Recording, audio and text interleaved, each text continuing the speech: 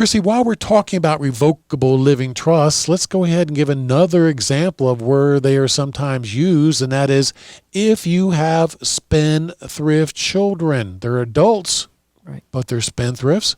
Or you've got adult children who have addiction issues. And folks, believe me, that's more common than you might ever believe, so don't be ashamed. It's quite common out there, okay? It's just a fact of life in this day and age.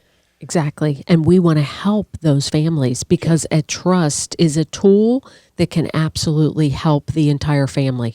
So if you have spendthrift children or children with addiction issues, drugs and alcohol, as you know, it would not be wise to leave that child their share of your wealth outright because they're going to blow right through it and possibly do harm to themselves. So that would be another situation where we would use a revocable living trust.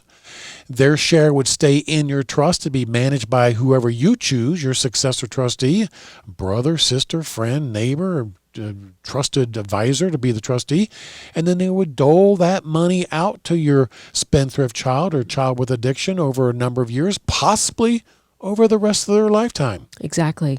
And certainly you're right, Tom, is that it can often be a family member, such as even a niece or a nephew. So if we're going to do a revocable living trust for you because you have adult children that have spendthrift issues or drug or alcohol addiction issues, and again, it's quite common. We run across on a regular basis.